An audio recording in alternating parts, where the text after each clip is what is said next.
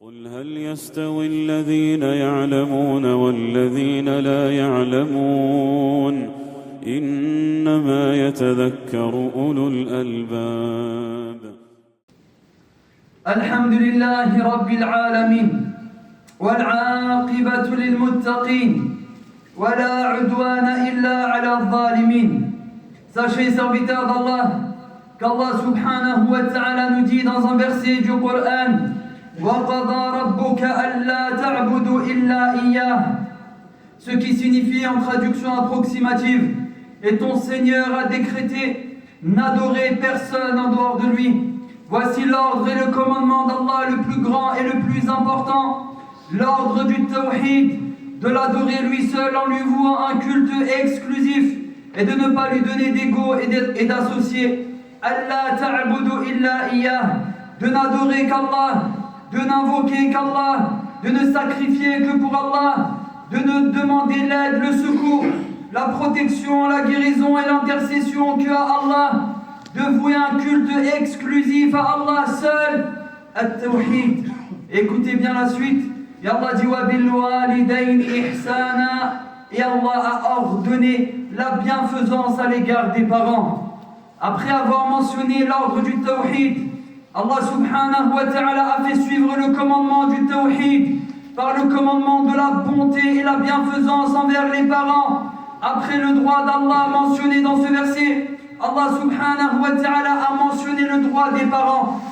Juste après avoir ordonné à ce que son droit soit respecté à lui, at-tawhid, Allah a fait suivre son droit à lui. Il a fait suivre son droit à lui par le droit des parents. Le droit des parents, nos parents, mes frères, dont Allah subhanahu wa ta'ala dit: Imma yablughanna indaka al-kibara ahaduhuma, ce qui signifie en traduction approximative: s'il s'avère qu'un des deux ou les deux s'avèrent à prendre de l'âge et à vieillir auprès de toi, fala taqul lahuma off, ne leur dis pas off.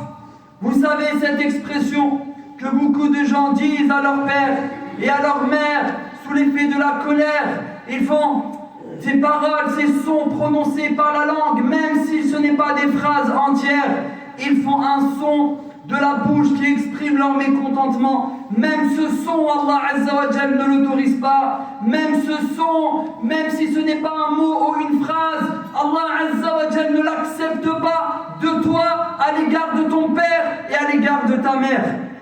Que dire alors des phrases? Que dire alors de certains mots? Que dire alors de certains qui claquent les portes contre leur père et leur mère, qui élèvent leur voix, qui leur crient dessus, qui leur disent des insultes? Tes parents, Allah subhanahu wa ta'ala t'a interdit de te comporter ainsi envers eux. Allah t'a interdit même, juste de prononcer un son de mécontentement à leur égard. Et il dit sallallahu alayhi wa sallam, s'il existait une chose plus petite encore que Allah Azza wa Jal l'aurait mentionné et interdit. Tu n'as pas le droit d'élever la parole sur eux. Tu n'as pas le droit de hausser le ton sur eux. Tu n'as pas le droit de leur dire de mauvaises paroles. Tu n'as pas le droit évidemment de les insulter, de leur crier dessus, de claquer les portes parce que tu es en colère. Ce n'est pas une excuse. Ton père, c'est ton père. Ta mère, c'est ta mère. Il n'y en a qu'un. Il n'y a qu'un père et il est irremplaçable. Il n'y a qu'une mère et elle est irremplaçable. Urwa ibn Zubayr radiyallahu anhu dit: celui qui regarde son père avec sévérité, celui qui regarde son père sévèrement n'a pas été bon. Il parle d'un regard, mes frères. Juste de regarder son père sévèrement, droit dans les yeux. Qillat adab, c'est un manque de adab, c'est un manque de comportement. Juste de fixer ton regard sur ton père, juste de le regarder sévèrement. Qillat adab. Et c'est grave car rappelez-vous le premier verset mentionné. Juste après le tawhid, juste après son droit à lui, Allah a fait mention du droit de tes parents. Et Allah dit: Wala tanharhuma, ne les brusque pas, ne t'énerve pas contre eux, ne les brusque pas, ne te fâche pas sur eux. Ils vieillissent, ils prennent de l'âge. Et oui, en vieillissant, peut-être qu'on devient désagréable, peut-être qu'on devient sensible, peut-être qu'on devient, on est des comportements un peu aigris, mais c'est l'âge qui fait ça. Et comme ils vieillissent, tu vas vieillir peut-être. Et comme ils deviennent, tu deviendras. Et comme tu fais, on te fera. Patiente, patiente, même s'il y a un mauvais comportement, même s'il y a une lourdeur, même s'il y a un manque de sagesse, n'oublie pas ce qu'ils ont fait pour toi. N'oublie pas ce père, ce qu'il a supporté pour toi. N'oublie pas cette mère, tout ce qu'elle a fait pour toi. Wala tanharhuma. Alors ne les brusque pas. Ne les brusque pas. Et dans le commentaire, c'est-à-dire par un comportement ou par une parole. Et Al-Bukhari mentionne que Abdullah ibn Umar radiyallahu anhuma nous dit Buka al-walidain, faire pleurer ses parents, min al-kaba'ir, constitue un péché capital parmi les grands péchés de l'islam. Les faire pleurer son père, faire pleurer sa mère, kabira min kaba'ir dhunub. Cela constitue un péché capital parmi les péchés capitaux de l'islam.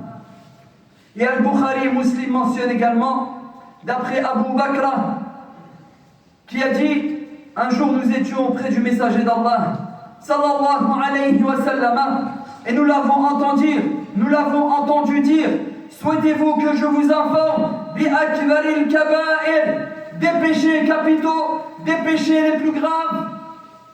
Et il répéta cette phrase 3 fois, alayhi salatu wassalam. Souhaitez-vous que je vous informe des péchés les plus graves? Souhaitez-vous que je vous informe des péchés les plus graves? Les compagnons ont dit, Bala ya Rasulallah. Et le prophète sallallahu alayhi wa sallam de dire, Al-Ishraku billah, le shirk, l'association, l'idolâtrie. Et de mentionner avec ce péché, Uququl walidain, la désobéissance à l'égard des parents. La désobéissance à l'égard des parents. Remarquez dans ce hadith, également le prophète sallallahu alayhi wa sallam, dans les péchés capitaux qu'il mentionna, d'abord le droit d'Allah, al-ishraku billah, et ensuite uququl walidain, la désobéissance et l'ingratitude à l'égard des parents. Allah Azza wa Jal nous a ordonné de leur parler avec douceur. Allah dit wa qul lahuma qawlan karima, et dis-leur de bonnes paroles. Al-Qurtubi nous dit, c'est-à-dire, tu dois parler avec ton père, tu dois parler avec ta mère à travers des paroles douces, à travers des paroles affectueuses, avec beaucoup de tendresse. Et il dit même que tu n'as pas le droit d'appeler ton père et ta mère par leur prénom. Il ne t'est pas permis de les appeler par leur prénom. Il y a même un chapitre de l'imam al-Bukhari, rahimahullah, dans son livre Al-Adab al-Mufrad. Un chapitre, il en a fait un chapitre. Il a dit, chapitre, la yusammi ar-rajulu abah. Il est interdit pour une personne d'appeler son père par son prénom. La yusammihi bismihi. Tu n'as pas le droit d'appeler ton père par son prénom. Ce n'est pas ton ami, c'est ton père. Tu n'as pas le droit de l'appeler par son prénom. Il dit wala yajlisu qablahu. Et tu n'as pas le droit de t'asseoir avant lui. Quand tu es avec ton père et que vous devez vous asseoir, tu n'as pas le droit. Wala yajlis qabla abah. Tu n'as pas le droit de t'asseoir avant ton père. Tu dois d'abord faire asseoir ton père. Et une fois que lui est assis, toi tu as le droit de t'asseoir. Si tu t'assois avant lui, qillat adab, c'est un manque de comportement à l'égard de ton père. Wala yamshi amama. Wala yamshi amama. Et tu n'as pas le droit, lorsque tu marches avec ton père, de marcher devant lui. Tu n'as pas le droit de laisser ton père derrière toi et de marcher devant lui. Lorsque tu marches avec ton père, marche à côté de lui ou derrière lui. Mais tu ne peux pas marcher devant lui et laisser ton père derrière toi. Si tu marches devant ton père, qillat adab. Et ça, c'est un chapitre mentionné par l'imam al-Bukhari dans son livre Al-Adab al-Mufrad. Mais remarquez, mes frères, les comportements les mauvais comportements que le Bukhari cite ici dans ce chapitre. Le fait d'appeler son père par son prénom, le fait d'appeler son père par son prénom, le fait de s'asseoir avant lui ou le fait de marcher devant lui. Mais j'ai envie de dire, nous on n'en est plus là à notre époque. Nous on n'en est plus là à notre époque. Aujourd'hui, les jeunes n'en sont plus là avec leur père. Certains leur marchent dessus. Certains les insultent. Certains même les frappent. Certains ils claquent les portes et ils sortent. Et ils ne donnent pas de nouvelles à leurs parents pendant des jours et des jours. Et la mère, elle ne sait pas où est son enfant, angoissée. Il l'appelle, et l'enfant, il voit le nom de son père sur son téléphone. Il voit le nom de sa mère sur son téléphone, et il ne répond pas. Et ses amis, ils lui disent, ne réponds pas à ces vieillards, laisse-les. A'oudhu billah. A'oudhu billah. Si tu savais le bienfait que c'est de pouvoir voir le nom de ton père t'appeler sur ton téléphone, le nom de ta mère t'appeler sur ton téléphone. Si tu savais, wallah, mais t'inquiète pas, un jour tu sauras, quand tu devras les enterrer et poser leur corps froid sous terre et partir, et qu'il n'y aura plus personne pour t'appeler, et ils ne seront plus là pour s'inquiéter. Ce jour-là, tu n'auras plus que tes larmes. Tu n'auras plus que tes larmes pour pleurer de l'ingratitude que tu as fait, que tu as exprimée à l'égard de tes parents. Ton père, respecte-le avant même tes amis, avant même tes proches. Ton père et ta mère, respecte-la, honore-la et respecte-la avant même tes amis. Tes parents, mes frères, tes parents. Wallahi, si ton père te donnait une facture de ce que tu lui as coûté, tu serais endetté jusqu'à ta mort. Si ton père t'apportait une facture de ce que tu lui as coûté, de tout ce qu'il a dépensé pour toi, tu serais endetté jusqu'à ta mort. Mais il a vieilli, et il a pris de l'âge, et il t'a rien demandé. Et toi, t'as grandi, t'as travaillé, t'as pris ton premier salaire, et puis ingrat, tu lui as rien donné. T'as préféré offrir des cadeaux à tes amis, oubliant ainsi ceux qui t'ont tout donné. Comment as-tu pu faire passer tes parents après tes amis? Ton père, il s'est privé de ce qu'il aimait pour te donner. Tu crois que ton père, lui, il n'aime pas s'acheter des choses pour lui? Tu crois qu'ils n'aiment pas voyager eux aussi? Mais ils se sont privés de tout ça. Pour toi, pour t'acheter tes paires de chaussures, pour t'acheter tes vêtements. Et ta mère, elle s'est privée pour toi. Et ta mère, lorsque tu étais petit, oublie pas, c'est cette femme, quand tu étais malade, quand tu étais petit, et que tu te levais au milieu de la nuit, et que tu vomissais tes tripes, elle levait ses manches et elle ramassait ton vomi, sans aucun dégoût, c'était normal. Et elle se levait et elle se réveillait. Et toi, tu t'es marié et tu l'as oublié. La honte, wallah, la honte. Ton père, c'est ton père. Ta mère, c'est ta mère.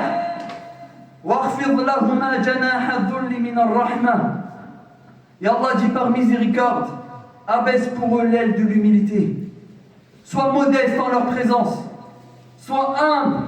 Sois serviable. Il y a même certains de nos savants qui nous disent que si ta mère a besoin de te dire, mon fils, si j'ai besoin de telle et telle chose, tu auras alors manqué de respect. Pourquoi? Car normalement, elle n'a même pas à te demander. Normalement, ta mère, elle n'a pas à te demander, mon fils, j'ai besoin de ça ou de ça. Normalement, tu es tellement présent que tu as vu ce qui manquait avant qu'elle te le demande. N'attends pas que ta mère ne soit obligée de te demander pour lui donner. Apporte-lui ce dont elle a besoin avant qu'elle te le demande. Vos parents, mes frères, profitez de vos parents. Aujourd'hui, ils sont là, demain, ils sont morts. Aujourd'hui, tu peux aller toquer chez eux. Et c'est ton père qui t'ouvre la porte. C'est ta mère qui t'ouvre la porte. Profite de ces moments-là, va les voir. Visite-les. Et une fois par mois, c'est grave. va les voir autant que tu peux, dès que tu as un moment de disponibilité. وَقُلْ رَبِّ ارْحَمْهُمَا كَمَا رَبَّيَانِي صَغِيرًا. Ne les oublie pas dans tes invocations. Et Allah dit, Seigneur, pardonne-leur et fais-leur miséricorde comme ils m'ont éduqué petit. Fais dua pour tes parents. Fais dua pour ton père. Fais dua pour ta mère. Kama rabbayani saghira, comme ils t'ont éduqué quand tu étais petit. Combien d'heures, combien de difficultés ils ont supporté, combien d'épreuves ils ont portées, combien de colère, dans combien de colère tu les as mis. Sois reconnaissant, sois reconnaissant, sois reconnaissant tout d'abord envers Allah, comme dans le verset wa qada rabbuka alla ta'budu illa iyyah. Sois reconnaissant envers Allah pour ses bienfaits et sois reconnaissant envers tes parents pour leur bonté. Il dit sallallahu alayhi wa sallam, man lam yashkurin nas lam yashkurillah. Celui qui n'a pas été reconnaissant envers les gens n'a pas été reconnaissant envers Allah. Si tu n'es pas reconnaissant envers ton père, tu n'as pas été reconnaissant envers Allah. Si tu n'es pas reconnaissant envers ta mère, tu n'as pas été reconnaissant envers Allah subhanahu wa ta'ala. Et dans un hadith, un homme est venu interroger le prophète sallallahu alayhi wa sallam. Il lui a dit, ô messager d'Allah, qui parmi les gens mérite le plus ma compagnie? Le prophète sallallahu alayhi wa sallam a dit, Ummuk, ta mère. Puis cet homme a dit, puis qui ensuite, ya Rasulallah? Il a dit, Thumma Ummuk, ensuite ta mère. Et cet homme a dit, puis qui, ô messager d'Allah? Et le prophète sallallahu alayhi wa sallam a dit, ensuite ta mère, thumma ummuk. Et ensuite, le prophète sallallahu alayhi wa sallam a dit, thumma abouk, ensuite ton père. Hadith rapporté par Al-Bukhari et Muslim. Ta mère, ensuite ta mère, ensuite ta mère, ensuite ton père. Ces deux êtres, tu dois les considérer, les honorer, les respecter avant qu'il ne soit trop tard. Cette mère, tu sais, c'est cette femme qui pendant 9 mois t'a porté, souffrant durant la grossesse. Cette mère, c'est cette femme qui a supporté la faiblesse, les vomissements et les difficultés. Cette mère, Allah subhanahu wa ta'ala de son ventre t'a fait sortir bébé nourrisson après avoir été un petit embryon. Cette mère, c'est de ce ventre, et son ventre a été pour toi un lieu d'habitation. Cette mère, son sein a été pour toi une source d'alimentation. Puis elle t'a éduqué, puis elle t'a élevé, puis elle t'a supporté, elle t'a appris à manger. Rappelle-toi, tu savais même pas manger. Elle t'a appris à marcher. Rappelle-toi, tu ne savais même pas marcher. Elle t'a appris à parler. Elle t'a appris tes premiers mots quand tu savais même pas encore parler. Et ensuite, toi, t'as grandi, t'as pris la confiance avec elle et tu l'as méprisée. Tu n'as pas le droit, wallah. Tu n'as pas le droit. Tu n'as pas le droit, wallah. Car Allah Azza wa Jal déteste l'ingratitude. Allah déteste l'ingratitude. Il n'accepte pas l'ingratitude. Soyez donc reconnaissants envers lui et envers vos parents. Comme Allah Azza wa Jalla a ordonné, Anishkurli wa liwalidayk. Sois reconnaissant envers moi et sois reconnaissant envers tes parents. Allah dit, sois reconnaissant envers moi par le tawhid, en lui vouant un culte exclusif. Et sois reconnaissant envers tes parents par la bonté qui leur est due.